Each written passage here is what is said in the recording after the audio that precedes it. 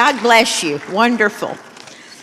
Okay, so this is not the first time that you've heard about Deb Stovall. It's the same introduction, and I just want to remind you that we have some new people, and we have people watching online. So it may be a little redundant, but we can't say enough good things about our speaker today. Reverend Deb Stovall has been part of the New Thought movement since 1998. She is a licensed Unity teacher and presently the interim spiritual leader here at Unity of Dallas. She teaches the Explorers, adult Sunday school, facilitates the Divine Sisters, our women's group, leads a Tuesday book study. She is a retired teacher. She loves to dance, and some of us have seen her do that. Amazing, amazing. And to play with her 4 granddaughters and her new baby grandson. So let's welcome, a warm welcome, back to the stage, Deb Stovall. Thank you, sweetheart. I love you, honey. Okay, so first of all, it's the teacher in me coming out. So you can pick up at the next desk an envelope for your 12-power bookmarks. And every time I speak, which is once a month, I'll be speaking about 2 or 3 more 12 powers. So these are your bookmarks. And if you're here today, you get 2 more. And this is the way I would entice my students, right, to come to class. But we did love in February, I did will in March, and today I'm going to do faith and power. So I'm going to do 2 more today. 12 powers. Let's look at what 12 powers are. So this is Charles Fillmore's words. The 12 powers are the 12 fundamental aspects of our divine nature, the 12 components of God's image and likeness in humankind, the 12 disciples of the Christ mind. So Charles Fillmore, he got the idea of 12 powers, not just, he didn't just make them up. He looked back through, of course, the Bible, the 12 disciples. He's like, oh, there's the number 12. And then he looked through Buddhism, he looked through Hinduism, he looked through different faiths, and he kept seeing the word powers, powers. And he began to think about, yeah, I guess we're made up of powers, aren't we? God has given us all these powers, so I'm sure there's thousands of them, but he narrowed it down to 12. And he gave them colors, he associated them with an apostle, and he also gave them a place in the brain. So let's look at faith. So this is a page out of Paul Hasselbeck's book called Power Up. And Paul Hasselbeck is one of our teachers and preachers. He's still teaching, and he was one of my teachers from my licensed Unity teacher training. Amazing teacher. And his specialty is 12 powers. So he has a book called Power Up if you're interested. I think we might have one in the bookstore when Evelyn comes back. It'll open back up. So look at this. So this is faith. This is in the section on faith. The ability to believe, spiritually intuit, perceive, to hear, and to have conviction. Now, this is Charles Fillmore's definition. The color he assigned to it is royal blue. The apostle is Peter, who's perfect, a man of faith. And the location, isn't that interesting, where he decided it must be or might be located, is in the middle of the crown chakra. It's very appropriate, isn't it? That faith would be right here in the middle of our head, guiding us and reminding us, and I claim faith now, I believe I am the best Christ I can be. Isn't that a fabulous affirmation? That every day I get up and I claim that I am the best Christ I can be. Now in Unity, for some newcomers, we claim the word Christ. Jesus Christ, that was not his last name. Christ was not his last name. If he had a last name, it was Jesus of Nazareth, right? But when he was baptized by John the Baptist, he realized his Christness, and that's what we strive for here in our unity theology, is to realize our divinity. You could put another word on it. If Christ is too big for you, you can just put divinity, that we are made of God energy. That's what we're made of. So we are Christ-like.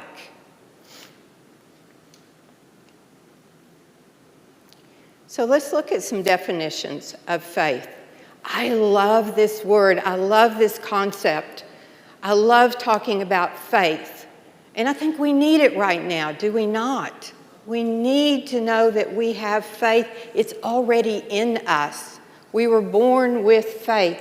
Faith is our ability to perceive the reality of God's kingdom of good despite evidence to the contrary.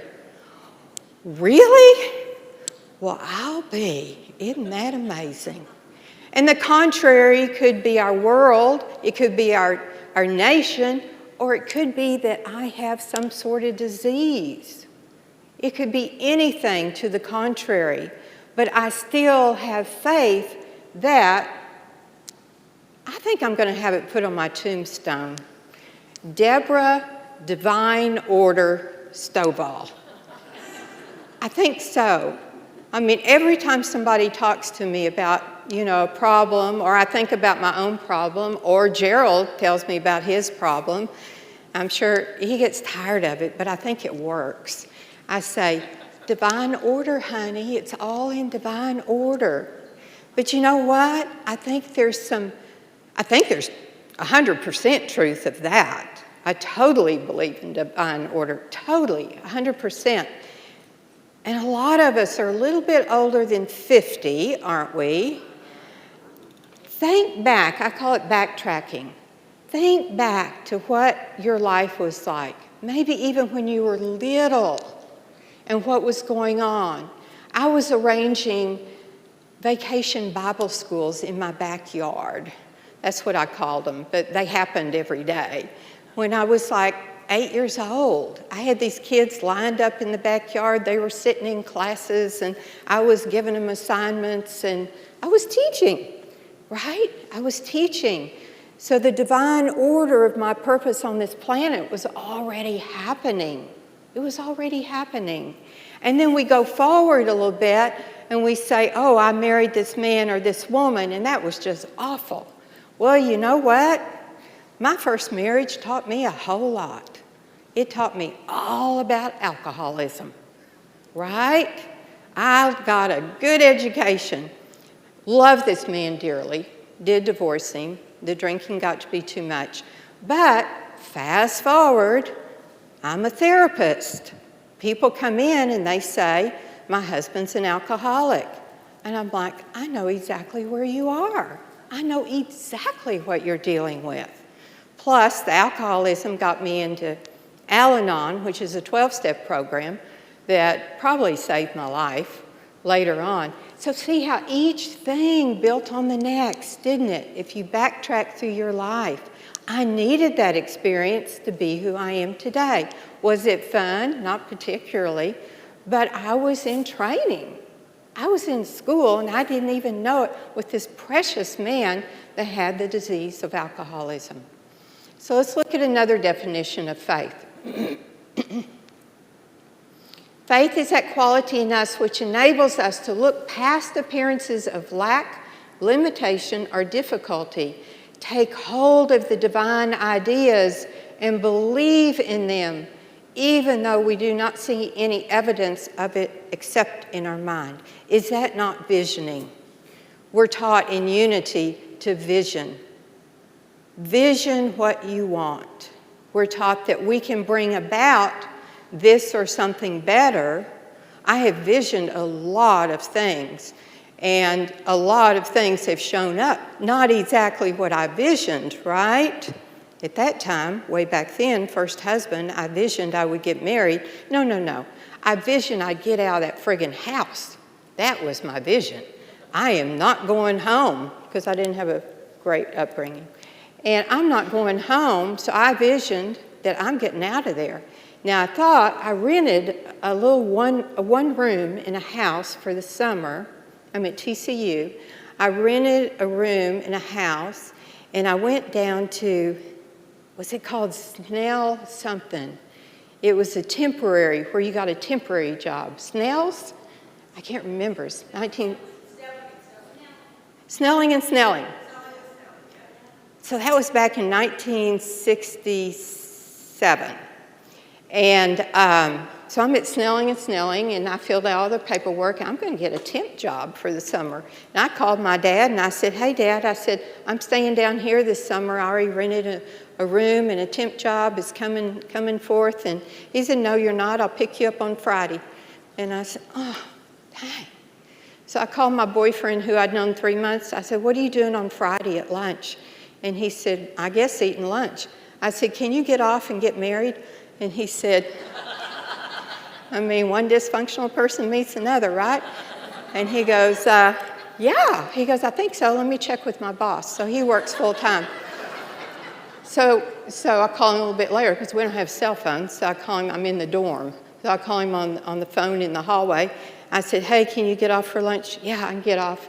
Okay, pick me up outside the dorm, okay? We'll go down there together. And I wear that cute little mini skirt I've gotten. He's like, okay. So there we went, me in my yellow mini skirt, and he did have on a tie, because he worked for Texas Electric, and we got married. So I visioned getting out of the house. That was my vision. Instead, I married an alcoholic. Okay, there you go. So be careful what you vision. Be careful what your options are. But it all worked out, didn't it? He was a great friend, and we stayed together 10 years. So how about that? And lastly, faith is the faculty of positive expectation and definite assurance that the power, presence, and promises of God are real here. Yes, they are real. The promises, the presence, all of it is real, because if it wasn't real, there wouldn't be that gorgeous tree out there. I wouldn't be walking around in a body that all it needs for fuel is some sugar, right? It can live on sugar. I've proven that. We know that. It can live on carbs. So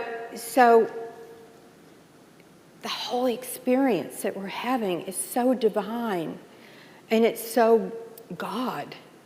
It's so God. I'm going to tell you about somebody in a minute that has an amazing story. Our other power today is the power of power. And sometimes we call it dominion. And this is the ability to master, dominate, and control our emotions, our thoughts, our feelings, and our beliefs. The color is purple. The apostle is Philip. And guess where it's located? Right? Our voice. We know those words. I found my voice when I was 38. I found my voice when I joined Al-Anon. I found my voice when I got out of a bad marriage and became who I was meant to be. I found my voice. The power of power within me brought that voice forth. And I began to speak my truth, and now I won't be quiet. Yeah. And some things I say, not up here, but some things I say, maybe to Gerald, especially since we have some differences of opinion about the politics these days, is I speak my truth. I speak my truth. And I've trained him to say, in my opinion, instead of, that's not right. So I'm proud of that. You're coming along very well, honey. Yeah, loving to death. And our affirmation is, I claim dominion now. I use dominion to master divine ideas so I can be the best Christ I can be. That's what our powers are for. So here's power. The spiritual power is everywhere present. The spiritual power is who we are. It's what runs our body. It's what makes us radiate. It's what makes us laugh. It's what makes us bring people together. It's what makes us love each other. And it spiritualizes our consciousness, because our consciousness can go the other way. The ego can do its job on our consciousness, right? Right? If we're thinking negative thoughts, or if we're angry, or if we're fearful, then we have gone to a different place. Our thoughts are not being spiritualized by the power of power. They're being spiritualized, in quotation marks, by our egos. Just something to think about, especially these days. How much of the time is my ego running the show? How much? I read the other day, I love this. This is so cool. So think about your ego as a dog. It's kind of feisty. And you put a leash on that dog. And when that dog gets out of hand, you just pull it back and you say, sit. I had a teacher in LUT school, and I said, Mike, I said, what about the ego? What do we do with the ego? How can we fix the ego so it doesn't drag us down with negative thoughts or fear thoughts or anger thoughts? And he looked at me and he said, you got to spiritualize it, Deb. You got to spiritualize it.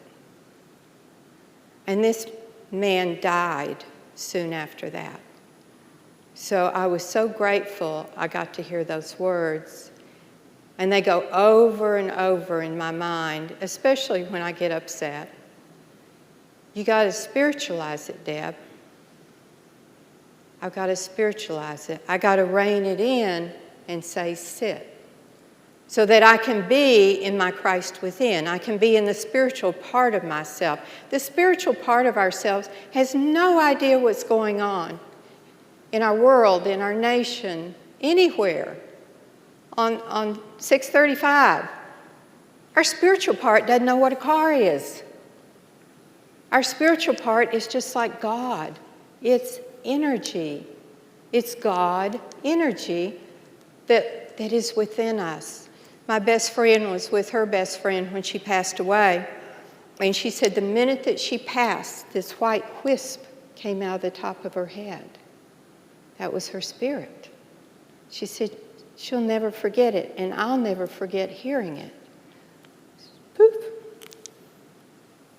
And that's our Godness. That's our Christness. That's what we call our Christ within.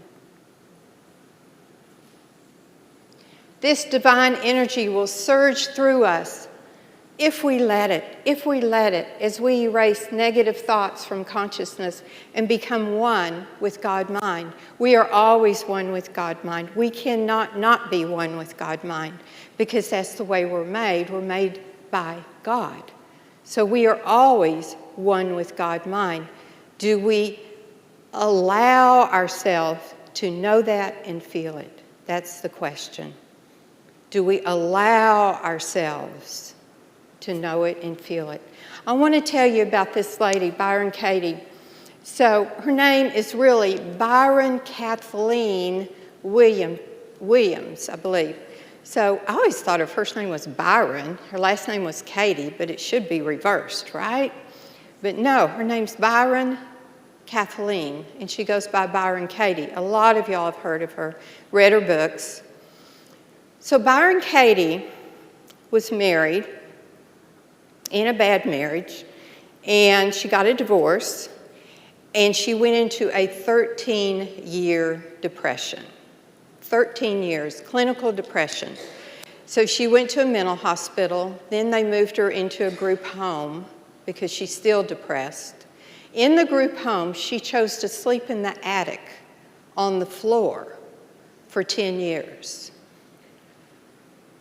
She slept 3 hours a night and ate just enough to stay alive. After 13 years, she woke up one morning and she said, I think I'm joyous. and she was, and is. She had some sort of a transformation, spiritual transformation. She wasn't reading things. She wasn't praying. She wasn't meditating. She couldn't. I don't know if you've ever experienced depression, but you can't do anything except sit. But something woke her up. The power of power. Dominion, the power of dominion. Faith, God. It was a spiritual awakening. Today, I think it's maybe 20 years later, she wrote a book about her experience. She's written a lot of books now, like 6, 7, 8 books. She has a retreat center in California. You can go there on retreat. And every minute, she says, she feels joy. So it's, to me, her ego vanished. Her ego vanished. The ego is based on fear, and it vanished. It's gone. So she's famous for these 4 questions. And I ask you now, think of something that you're worrying about or something you're really suffering around. A suffering thought. Does everybody have that thought in their head? I'm sure you do. It's been running in the gerbil cage for a while. Is it true? Is that thought true? Can you absolutely know it's true? How do you react? What happens when you believe the thought? How do you feel? How's your body feel? What are your emotions? Do you get angry when you believe the thought? Do you get worried? Do you have anxiety when you believe the thought? Who would you be without the thought? Who would you be without the thought? Now, it may only give us like a few minutes of peace, right, to run it through this questionnaire. But she says, run it every day, and run it with all kinds of things. Run it with how many things do you make up in your head that's not true? Well, I don't think he likes me because he looked at me a certain way. I think Gerald's in a bad mood because he looked at, it must be about me. I wonder what I said. Let me go back over everything I said today because it was probably about me. Is it true? No, he has a stomach ache. You know? He doesn't feel good physically. It's not true. Oh, well, so much for that thought. I only worried about it 3 hours. See how much we make up. And that's our principle number 3, isn't it? That's principle number 3. What you think is your reality. So easy. And she says, Byron Katie says, I discovered that when I believed my thoughts, I suffered. But that when I didn't believe them, I didn't suffer. And that this is true for every human being. Freedom is as simple as that. I found that suffering is optional. Well, you don't understand what's going on in our nation right now. I gotta suffer. Oh, how interesting. And she would say, suffering is optional. Suffering is optional. And my head always goes to, I know Mother called me Pollyanna. She said, oh, you're so disgusting. She said, you're just so Pollyanna. Divine order. Divine order. She says, I found a joy within me that has never disappeared, not for one single moment. That joy is in everyone, always. Can we feel joy every minute? Byron Katie proved it. I mean, most of us would say, no, we can't feel joy every minute. Are you kidding? Turn on the TV. Joy's gone real fast, right? No, we can feel joy. We can feel joy. I don't know about y'all, but I don't think, at least for me, that anger doesn't change anything. and that I need to hold a joyous consciousness, whatever is going on. I mean, I've been worried about Gaza for years and for Ukraine. My heart just bleeds for Ukraine. And, but the most I can do is hold a high consciousness for Ukraine and pray for Ukraine and see those people. We talked about those people the other day in book study, and somebody said, well, they're just miserable. And I said, no, they're not. They're living their lives. They're loving. They're having babies. They're getting married. They have children. They have relationships. Yeah, but I still hold them so high. So let's take this. I'm going to go ahead and go into meditation. Let's take this into meditation.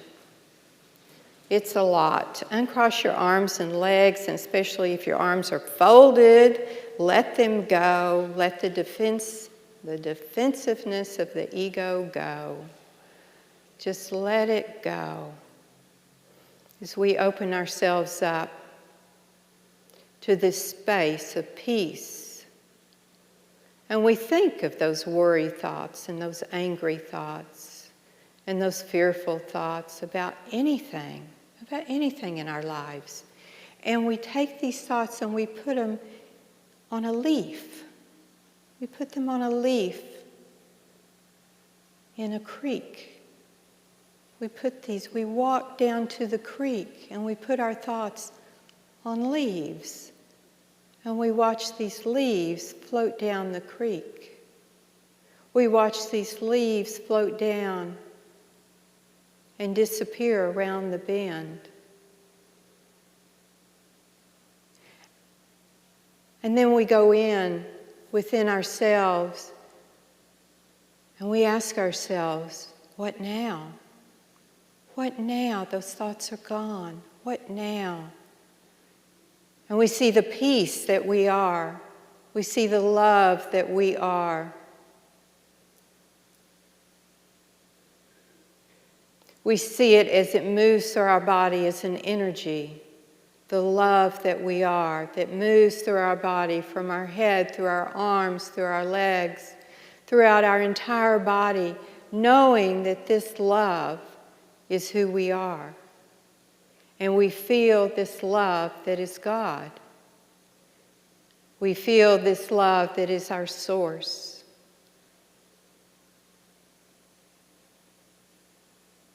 And we feel the arms of this love as they wrap around us and hold us in this experience called life. And we know at our deepest level that all is well. We know at our deepest level that all is God. And we know at our deepest level that we are that love that we call God. And we sit with that place within us, the Christ within.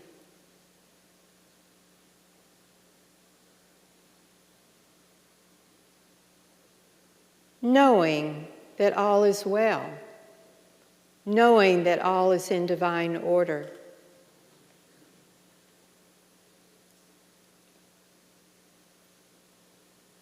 And we feel this knowingness as peace.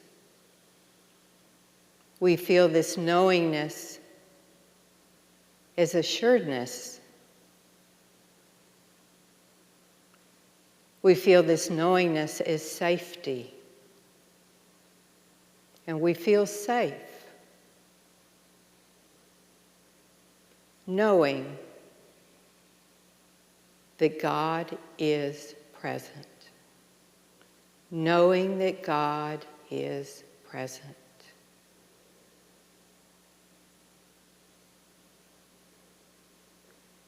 Knowing that we are loved by the energy that we call God.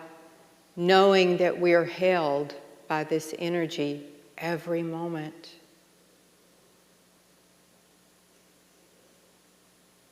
knowing that as spiritual beings, we are having our spiritual experience. And we are grateful. We are grateful for this experience. We are grateful for being here. We are grateful for our bodies. We are grateful for nature. We are grateful for our friendships and our children and our fur babies and all that makes up our worlds. And we open up to this gratitude, knowing that gratitude is reality. Gratitude is peace. And gratitude is love. And we say thank you, Father, Mother, God, for this experience, this spiritual experience. We are grateful in the name and power of Jesus the Christ. Amen. And so it is. Amen.